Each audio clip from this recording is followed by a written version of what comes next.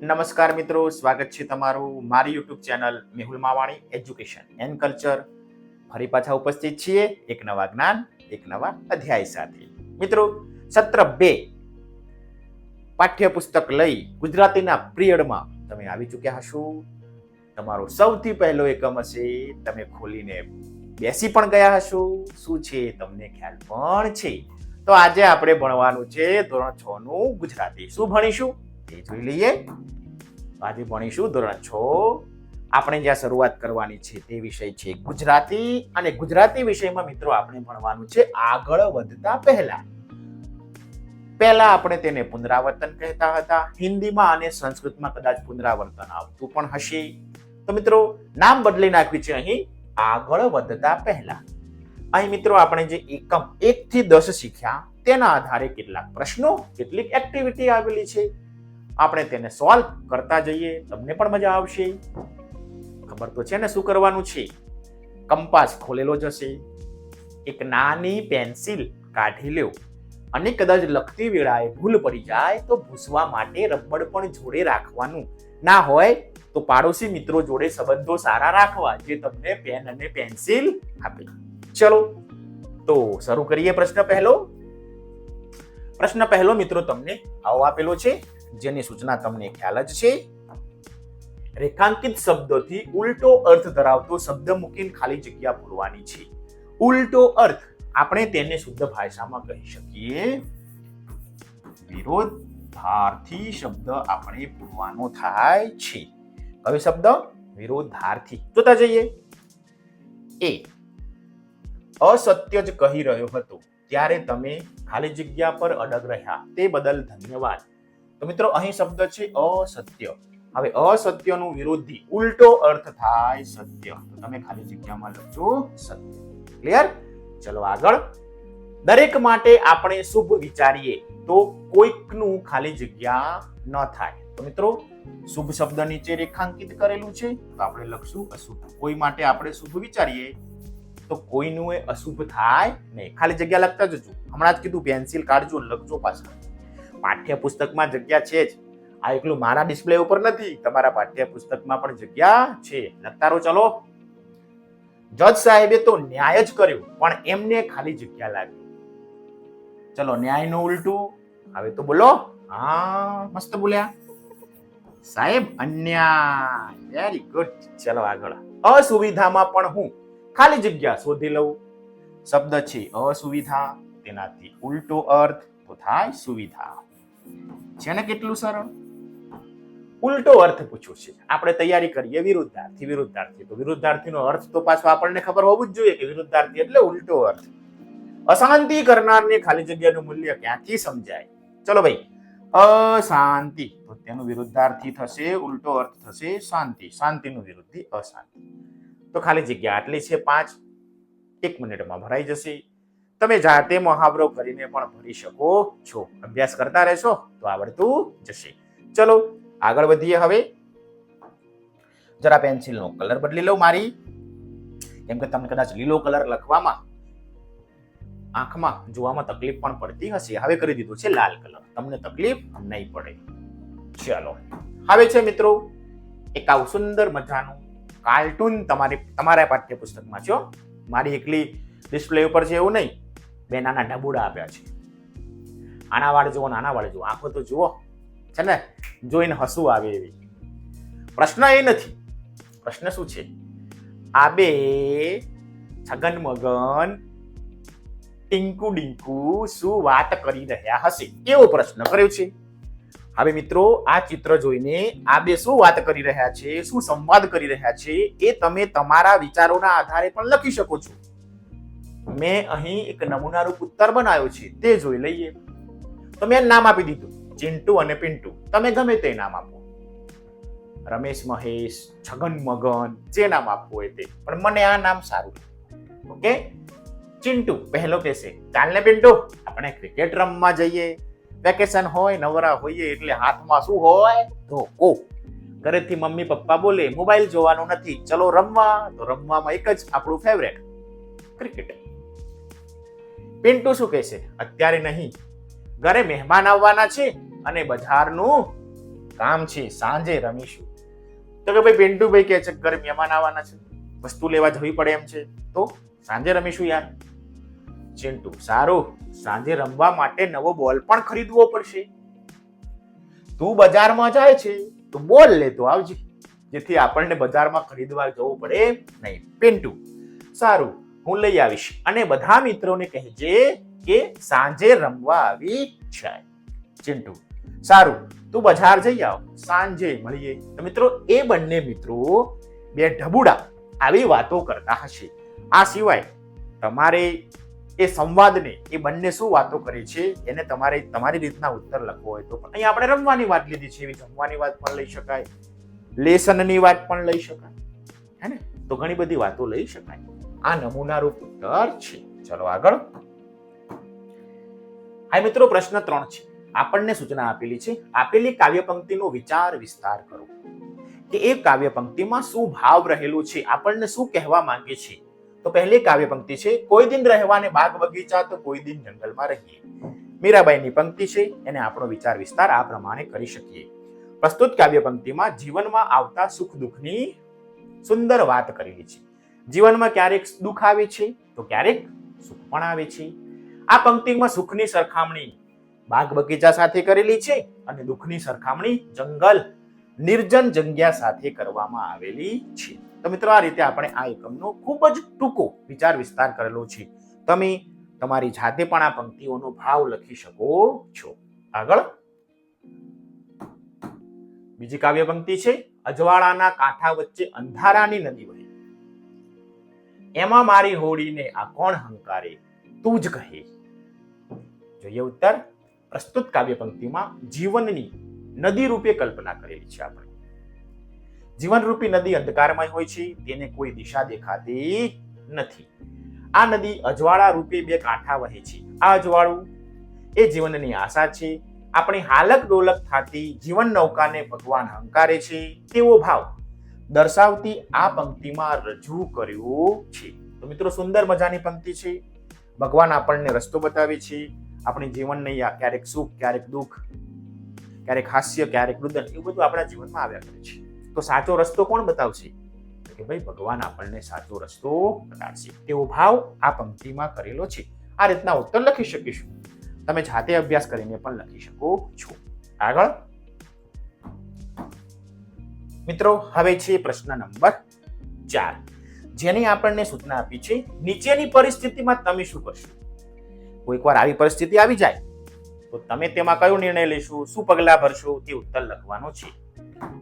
પ્રશ્ન પહેલો આવો છે, લગ્નમાં બેન્ડ કે ડીજે નો બહુ અવાજ થાય છે તો શું કરશો? હું આવું કરું, તમે જે કરો એ લખજો પાછા. હું બેન્ડ કે ડીજે વાળાને અથવા કોઈ જવાબદાર વ્યક્તિને સમજાવીશ કે મોટા અવાજથી લોકોના સ્વાસ્થ્ય ઉપર અસર થાય છે, હૃદય ઉપર પણ અસર થાય છે. બીમાર વ્યક્તિઓને ઘણી મુશ્કેલી સહન કરવી પડે છે, માટે તમે ધીમેથી વગાડો. આવું આપણે રજૂઆત કરી શકીએ. તમે પણ તમારા ગામ કે શહેરમાં મોટે મોટેથી ડીજે વાગતું હોય, તમને સમસ્યા નડતી હોય તો મિત્રો આવું કરી શકાય. આ સિવાય તમારા મનની અંદર કોઈ નવો વિચાર આવે તો તે તમે ઉમેરી શકો છો. ચલો આગળ. તો આ પરિસ્થિતિમાં આપણે આવું કરશું. પ્રશ્ન 2, તમારા મિત્રને સ્ટેજના કોઈ કાર્યક્રમમાં બોલવાનું છે અને તે ડરે છે, શું કરશો? બોલો. સ્ટેજ ઉપર વારો છે, પ્રાર્થના સભામાં 26મી જાન્યુઆરીએ, 15મી ઓગસ્ટે કશુંક બોલવાનું છે અને તમારા મિત્રને ડર લાગે છે, શું કરશો? હું આવું કરું, તમે જે કરો લખજો પાછા. હું મારા મિત્રને ડર દૂર કરવા માટે સૌપ્રથમ જે વિષય ઉપર બોલવાનું છે તે વિષયની પૂરતી માહિતી મેળવવા કહીશ. કે આપણે જે વિષય ઉપર બોલવાનું છે તેની માહિતી મેળવી લો. સૌપ્રથમ પોતાનો પરિચય આપવા કહીશ અને લોકો સામે નજર મિલાવીને બોલવાની શરૂઆત કરવાનું કહીશ. જરૂરી ઉદાહરણો સાથે સમજાવવાનું કહીશ અને તેની સ્પીચ કંટાળાજનક ન બની તેનું પણ ધ્યાન રાખીશ. આટલું કરશો એટલે તમારા મિત્રનો ભય દૂર થઈ જશે. તને સમજાવો, ડરાયા વગર બોલ. તો મિત્રો આ રીતે આપણે આપણા મિત્રને સમજાવી શકીએ. હવે તમારો મિત્ર છે, કેવી રીતના સમજશે એ તો તમને જ ખબર હશે, તો તે પ્રમાણે ઉત્તર લખજો. ચાલો આગળ. પ્રશ્ન 3, તમારે પણ કવિતા લખવા શીખવું છે તો શું કરશો? તો હું મિત્રો આવું કરીશ. હું સૌપ્રથમ જે કવિતા કે ભજન શીખ્યો છું તેના ઉપરથી અનુભવ લઈ અને સુંદર સરળ કવિતા લખવાનો પ્રયત્ન કરીશ. સૌથી પહેલા કોઈ વિષય પસંદ કરીશ, તે વિષયને લગતા જરૂરી સંદર્ભ સાહિત્ય વાંચીશ અને ત્યારબાદ લયબદ્ધ અને યોગ્ય પ્રાસ સાથે પંક્તિઓ લખતો જઈશ. તો મિત્રો આ રીતના હું કવિતા બનાવીશ.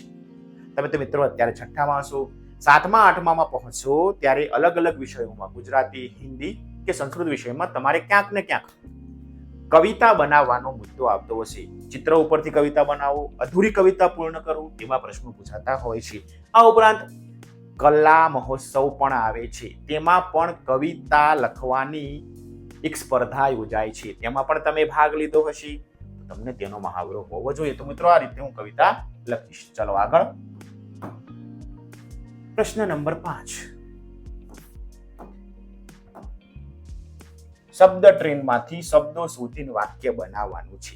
આ શબ્દ ટ્રેન છો, જાણે એમ લાગે એકદમ નજીકથી કક્કો લખેલો છે, પણ આમાં આખું વાક્ય છુપાયેલું છે. અહીં આપણે શોધવાનું છે.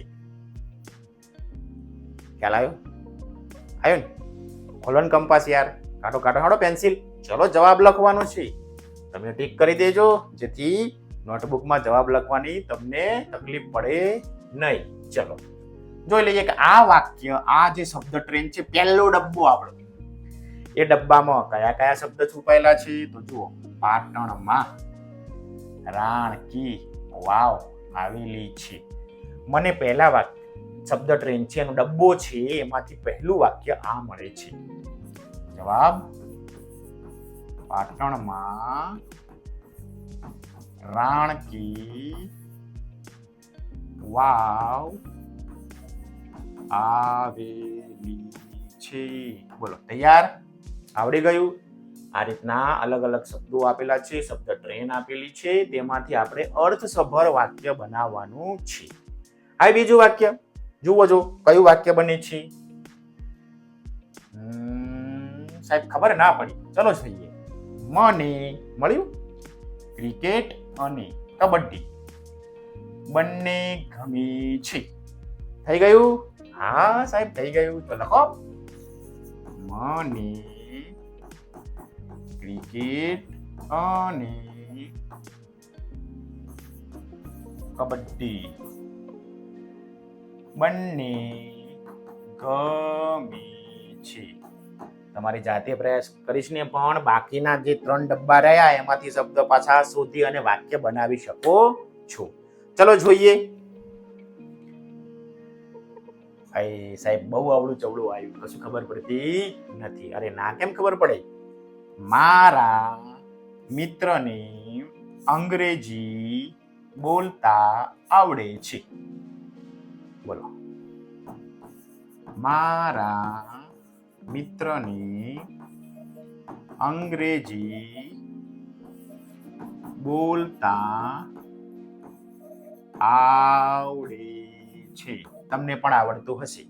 એક સાહેબે એમના છોકરાઓને પ્રશ્ન કર્યો, ચલો બધા ઇંગ્લિશ બોલો. બધા છોકરા સમૂહમાં બોલ્યા, સાહેબ ઇંગ્લિશ ઇંગ્લિશ ઇંગ્લિશ. સાહેબ ખુશ થઈ ગયા, બધાને ઇંગ્લિશ બોલતા આવડે છે.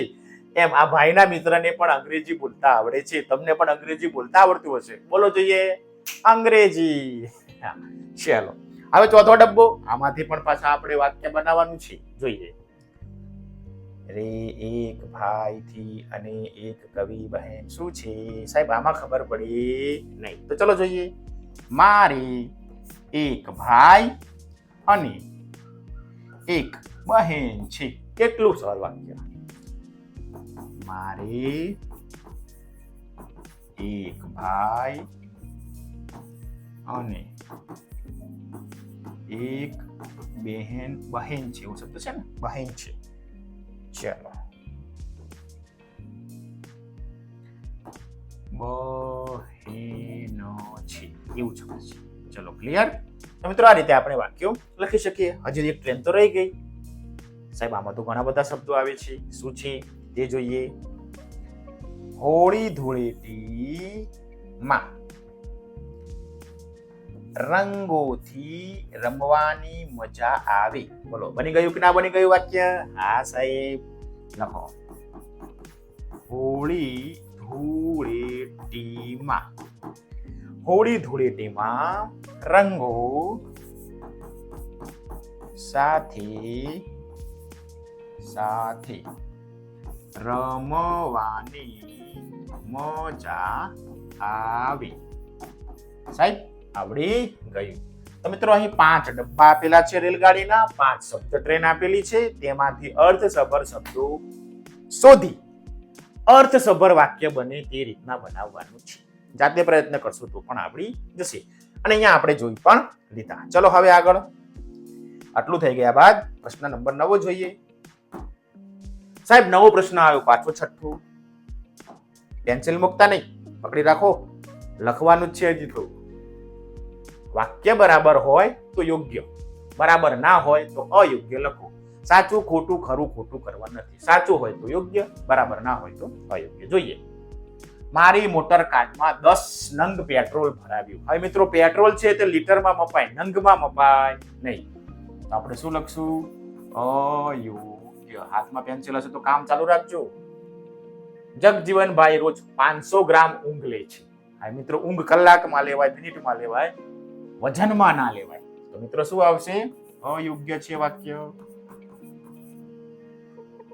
મેં એક કોડી પતંગ અને ફિરકી લીધા. તો મિત્રો વાત સાચી છે. પતંગને આપણે કોડીમાં એટલે લઈ શકીએ, એક કોડી એટલે 20 નંગ. ચલો આગળ. મારા ઘરમાં બધા નિયમિત પ્રાર્થના કરે છે. વાત સાચી છે, પ્રાર્થના કરવી જ જોઈએ. યોગ્ય. સોનાલીને પીપ ભરીને હસવાની ટેવ છે. પીપ ભરીને હસવામને માપી શકાય નહીં. તો મિત્રો ઉત્તર આવશે, વાક્ય ખોટું છે માટે અયોગ્ય. ચલો, હું રોજ 3 લીટર ચાલું છું. મિત્રો 3 કિલોમીટર ચલાય, લીટરમાં ચલાય નહીં. તો વાક્ય કેવું છે? અયોગ્ય. ચલો આગળ. હું રોજ 5 નંગ પાણી પીવું છું. મિત્રો 5 ગ્લાસ પીવાય, 500 ગ્રામ પીવાય, એ રીતના પાણી લીટર પીવાય, પણ નંગમાં પાણી પી શકીએ? ના પી શકીએ. તો વાક્ય છે અયોગ્ય. મિત્રો અહીં માપ આપેલું છે, પ્રમાણ આપેલું છે. તો મિત્રો તેના આધારે આપણે વાક્ય યોગ્ય અયોગ્ય કરવાનું છે. તો આપણે કરી લીધું. તમે પણ તમારી નોટમાં કરી લેજો, હાથમાં પેન્સિલ છોડતા નહીં. ચલો હવે આગળ વધીએ. પ્રશ્ન જોઈએ નવો. મિત્રો પ્રશ્ન છે નવો, 7મો. તે આ પ્રમાણે છે. ઉદાહરણ પ્રમાણે વાક્યો પૂરું કરો. અધૂરું આપ્યું છે ને આપણે પૂરું કરવાનું છે. ઉદાહરણ શું છે જુઓ. પપ્પા ઓફિસે હતા એટલે. વાક્ય આ પ્રમાણે બનાવ્યું છે. પપ્પા ઓફિસે હતા એટલે મમ્મી લેવા આવ્યા. તો અહીં ઉત્તર આપણે લખી શકીએ, મમ્મી લેવા આવ્યો. ચલો હવે આપણે પૂરું કરવાનું છે. મારી માતૃભાષા ગુજરાતી છે પણ ખાલી જગ્યા. તો આપણે કહી શકીએ ગુજરાતી છે પણ હું હિન્દી સરસ બોલું છું. એમ પણ લખી શકીએ, મને અંગ્રેજી સરસ આવડે છે, સંસ્કૃત સારું બોલી શકું છું, સંસ્કૃત સારું લખી શકું છું. એવું ઘણું ગમે એ વાક્ય બનાવી શકો છો. પણ શબ્દના આધારે સંયોજક ઉપયોગ કરીને આપણે વાક્ય બનાવવાનું છે. અહીં તમે તમારી રીતે ઉત્તર લખી શકો છો. ચલો આગળ. તમે અહીં બેસો અથવા ખાલી જગ્યા. તમે અહીં બેસો અથવા ખાલી જગ્યા. તો આપણે કહી શકીએ તમારું બીજું કામ પૂરું કરી પછી આવો. આપણે આવું લખી શકીએ, તમે અહીં બેસો અથવા તમારું જે બીજું કામ છે એ પૂરું કરીને પછી આવો. તો મિત્રો આ રીતે આપણે વાક્ય પૂરું કરી શકીએ છીએ અથવાના આધારે. તો આ કરો, તો અહીં બેસો અથવા સંયોજકનો ઉપયોગ કરી વાક્ય બનાવવાનું છે. ખાલી જગ્યા એટલે હું પાસ થયો. તો આપણે લખી શકીએ મહેનત કરી, ટૂંકું ને ટચ, મહેનત કરી એટલે હું પાસ થયો. પરીક્ષામાં વાંચું જ ના આવત તો હું પાસ થાત નહીં. ખાલી જગ્યા છતાં અમે મેચ જીત્યા. ખાલી જગ્યા જીત્યા. તો આપણે લખી શકીએ વરસાદ પડ્યો. રમવા ગયા હતા, વરસાદ પડ્યો છતાં અમે જીત્યા. વરસાદ પડ્યો તોય અમે મેચને જીત્યા. એ રીતના આપણે વાક્ય લખી શકીએ. આગળ વધીએ. પાંડવો યુદ્ધ જીત્યા કારણ કે તેઓ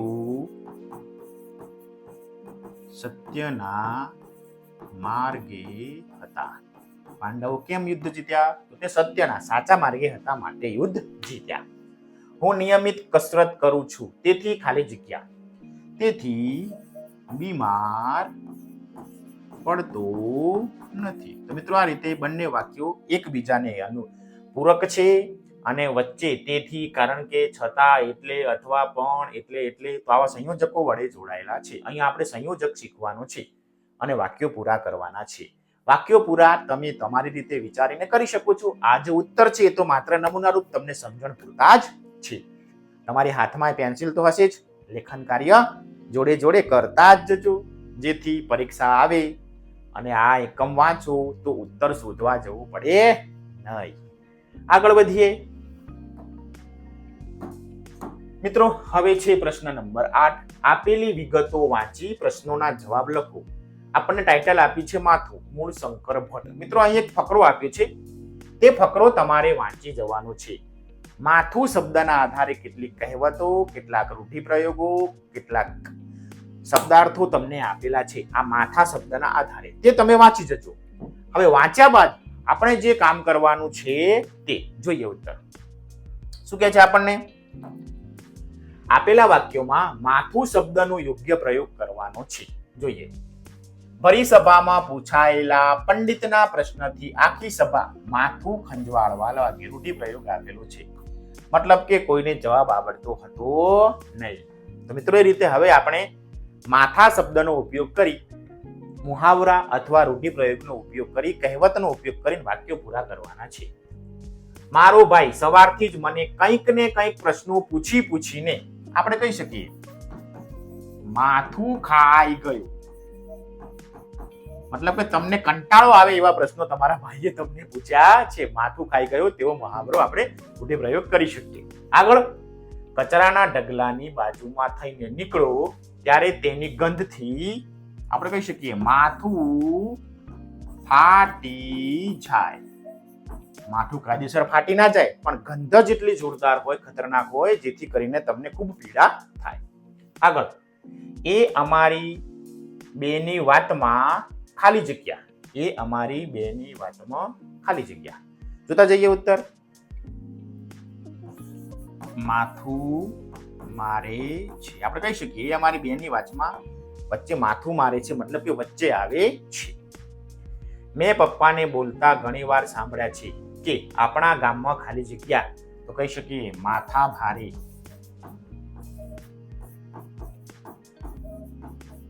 માણસ છે, માથા ભારે માણસ છે.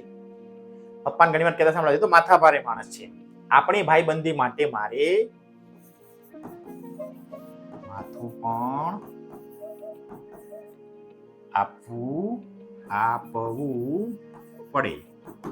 આપણે ભાઈબંધી જેવી છે કે મારે માથું પણ આપી દેવું પડે, મતલબ કે જીવ આપી દેવો. બાએ હેતથી સાસરે જતી દીકરીના ખાલી જગ્યા, તો લખી શકીએ માથે હાથ મૂક્યો. મિત્રો આ રીતે માથું શબ્દ ઉપયોગ કરી માથાના જે મુહાવરા છે, રૂઢિપ્રયોગો છે, તે આપણે લખીને વાક્ય પૂરા કરવાના છે. તમે કદાચ પેલો ફકરો વાક્યો પણ છે, એનું ટાઇટલ પણ માથું છે અને તેમાં માથા વિશે ઘણા બધા રૂઢિપ્રયોગો આપેલા છે. તો તેનો અભ્યાસ કરી આ રીતે 6 પ્રશ્નો, વાક્યો તમે માથાના આધારે પૂરા કરજો. પેન્સિલ હાથમાં જશે, મૂકવાની નથી. કદાચ ઘસાઈ ગયો ને બાજુ સંચો હશે, શાર્પનર છોલી કાઢો, જેથી કરીને અક્ષરો સારા આવે, વાંચી શકો તેવા. ચલો ક્લિયર. આગળ જઈએ મિત્રો. હવે છે પ્રશ્ન નંબર, બીજો મુદ્દો આપ્યો છે એ ફકરાના આધારે શું કરવાનું છે તે. માથા પરથી જેમ રૂઢિપ્રયોગ છે તેવી રીતે નીચે આપેલા શબ્દો પરથી રૂઢિપ્રયોગો લખીને આપણે વાક્ય બનાવવાના છે. તો મિત્રો અહીં આપણને 3 શબ્દો આપ્યા છે, પાણી, પેટ અને કાગડો. જેમ માથા ઉપરથી આપણે શબ્દો બનાવ્યા, માથા ભારે માણસ, માથું ખંજવાળવું, માથું ટીપી નાખવું, એવા અલગ અલગ ઘણા બધા આપણે રૂઢિપ્રયોગો આગળના પ્રશ્નોમાં જોયા અને એકમમાં પણ જોયા હશે. તો હવે પાણી, પેટ અને કાગડો શબ્દો આવતો હોય તેવા રૂઢિપ્રયોગો લખવાના છે, તેનો અર્થ લખવાનો છે અને વાક્ય બનાવવાનું છે. આ માટે મિત્રો તમે તમારા પાઠ્યપુસ્તકમાં, તમારી શાળામાં ડિક્શનરી હશે, શબ્દકોશ, તેને લઈ અને તમે ઉત્તરો શોધી શકો છો. હું અહીં નમૂનારૂપ ઉત્તર તો લખું છું, પણ જાતે પ્રયાસ કરવા માટે તમારી જોડે શબ્દકોશ હશે તો તે તમે ઉપયોગ કરી શકો છો. ચલો, પહેલો શબ્દ છે પાણી. તો મિત્રો પાણી શબ્દના આધારે આપણે રૂઢિપ્રયોગ બનાવીએ. પાણી ચડવું, આવો રૂઢિપ્રયોગ લખી શકીએ. હવે આપણે આનો અર્થ પણ લખીશું અને વાક્ય પણ જોઈએ. તો મિત્રો અર્થ થશે જુસ્સો આવવું. તો આપણે કહી શકીએ રમતનું મેદાન જોઈ ખેલાડીનું પાણી ચડ્યું, તેને જુસ્સો આવ્યો મેદાન જોઈને. ચલો ભાઈ આજે ક્રિકેટ રમે નાખો. તો આ રીતના પાણી શબ્દ ઉપરથી આપણે રૂઢિપ્રયોગ બનાવ્યો, તેનો અર્થ જોયો અને તેનું વાક્ય પણ જોયું. તમે પણ આ રીતના ઉત્તર લખતા જજો. ચલો હવે વારો આવ્યો પેટનો. જોઈએ, પેટમાં તેલ રેડવું. કેવો રૂઢિપ્રયોગ છે? પેટમાં તેલ રેડવું. તો મિત્રો અર્થ થશે ચિંતા થવી. શું અર્થ થશે? ચિંતા થવી અથવા બળતરા થવી. આપણે વાક્ય બનાવી શકીએ. મિત્રની નવી સાયકલ જોઈ રમેશના પેટમાં તેલ રેડાયું. બોલો, બને કે ના બને? પેટમાં તેલ રેડાયું આપણો રૂઢિપ્રયોગ છે. તેનો અર્થ ચિંતા થવી અથવા બળતરા થવી. અને વાક્ય બનાવ્યું આપણે મિત્રની નવી સાયકલ જોઈને રમેશના મનમાં તેલ રેડાયું. તમને પણ થતું હશે, તમારા ભાઈબંધ નવી પેન લઈ આવે, પેન્સિલ લઈ આવે, બેગ લઈ આવે, તો મનમાં બળતરા તો થાય કે સાલું મને મળ્યું નહીં, અને ઘરે જઈને પાછા ધમ પછાડા કરશો કે ભાઈ મારો ભાઈબંધ નવી પેન લાવ્યો છે તો મારે પણ લાવી છે. તમે પણ આવું કરતા હશો. તો તેને કહેવાય પેટમાં તેલ રેડાવવું. ચલો આગળ. હવે જોઈએ કાગડા ભાઈ વિશે. તો મિત્રો કહી શકીએ કાગડા ઉપરથી કાગનો વાગ કરવું. કાગનો વાગ કરવું મતલબ નાની વાતને મોટું સ્વરૂપ આપવું. નાની વાતને મોટું સ્વરૂપ આપવું. નાની વાતો એને મોટી કરવી, કાગડાનો વાઘ બનાવી દેવું, કાગનો વાગ કરવો. જોઈએ મિત્રો વાક્ય પણ જોઈ લઈએ. તો મિત્રો વાક્ય આપણે આવું બનાવી શકીએ. ભાઈને થોડું વાગ્યું પણ રડી રડી શું કરી નાખ્યું ભાઈ? કાગનો વાગ કરી નાખ્યો. નાના બાળકો હોય ને વાગ્યું થોડું હોય પણ રડી રડીને એમ લાગે જાણે એને કેટલું બધું વાગ્યું હશે. મતલબ કે નાના વાતને મોટું સ્વરૂપ આપી દીધું. તો મિત્રો આ રીતે આપણે વાક્યો લખી શકીએ. તો મિત્રો આમ તમે મુહાવરા શોધજો, રૂઢિપ્રયોગો શોધજો, તેનો અર્થ અને વાક્ય બનાવજો. જાતે પ્રયત્ન કરશો તો તમને ઘણા બધા મળી જશે. મેં તો અહીં એક એક તમને સમજાવ્યા છે. ચલો આગળ. હવે પાછો પ્રશ્ન એમાં બીજો આપ્યો છે. ઉદાહરણ મુજબ સમાનાર્થી શબ્દો મૂકીને વાક્યો ફરીથી લખો. જોઈએ ઉદાહરણ. વરસાદમાં મને ભીંજાવવું તો ગમે પણ પછી બીમાર પડું એ મમ્મીને ન પાલવી. તો જુઓ વાક્ય કેવું બનાવ્યું? મેહુલામાં મને પલળવું તો ગમે પણ પછી માંદું પડવું એ માને ના ગમે. તો મિત્રો અહીં ભીંજાવવું પલળવું કરી નાખ્યું છે, બીમારનું માંદું પડે, ન પાલવી. તો મિત્રો આ રીતે આપણે પણ હવે સમાનાર્થી શબ્દો મૂકીને વાક્ય લખવાનું છે. જોઈએ એવું વાક્ય છે. જંગલમાં ફરવાની ખાવાની ની જ મજા આવે એવી મજા હોટલમાં ના આવે. તો વાક્ય જોઈએ. વનમાં ટહેલવાની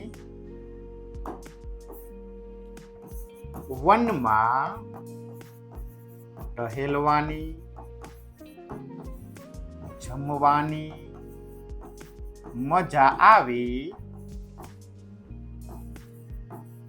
એવી મજા હોટલમાં ન આવે. તો મિત્રો આ રીતે જુઓ, આપણે પણ ફરવા વનનું, જંગલનું, વનમાં ફરવાનું, ટહેલવા, ખાવાનું, જમવાનું સમાનાર્થી શબ્દો મૂકી અને વાક્ય લખ્યું. તમે પણ જાતે પ્રયત્ન કરશો તો આવડી જશે. ચલો આગળ. હજી એક વાક્ય પાછું રહી ગયું, એ તો આપણે પૂરું જ કરવાનું છે. સૂરજની કાળઝાળ ગરમી લોકોના અંગને દઝાડતી હતી. તો વાક્ય ઉત્તર આ પ્રમાણે લખીએ. રવિનો અંગારા જેવો તાપ માણસોના અંગોને દઝાડતું હતું. તો મિત્રો આ રીતે આપણે આપેલા બંને વાક્યોને સમાનાર્થી શબ્દો મૂકીને ઉત્તર લખી શકીએ છીએ. તમે પણ તમારી જાતે પ્રયત્ન કરશો તો આવડી જશે. ક્લિયર? તો આ રીતના આપણે પેલા ફકરાના આધારે માથું આપણે પણ ખંજવાળવા જેવા થઈ ગયા છીએ. ચલો આગળ. તો મિત્રો આ રીતે આપણો જે એકમ છે, 1 થી 10 એકમ શીખ્યા પછી સત્ર બીજું શરૂ કરતા પહેલા, એટલે કે આગળ વધતા પહેલા થોડી એક્સરસાઇઝ, થોડું માથું ખંજવાળીએ તેવું કામ આપણને આપેલું છે. આપણે તે પૂરું કરી લીધું. તમામ પ્રશ્નો તમને ખૂબ જ આનંદ સાથે વ્યવસ્થિત સમજાવી દીધા છે. તમે તમારી નોટબુકમાં આ લેખન કાર્ય કરી શકો છો. તમારી શિક્ષક જે પ્રમાણે સૂચના આપે તે પ્રમાણે તમે ઉત્તરો લખજો. આશા રાખું છું કે તમને આ વિડીયો ગમ્યો હશે. તમારા અન્ય મિત્રો સુધી પણ પહોંચાડજો કે આ સાહેબ આવું ભણાવે છે. ત્યાં સુધી તમને સૌને રામ રામ.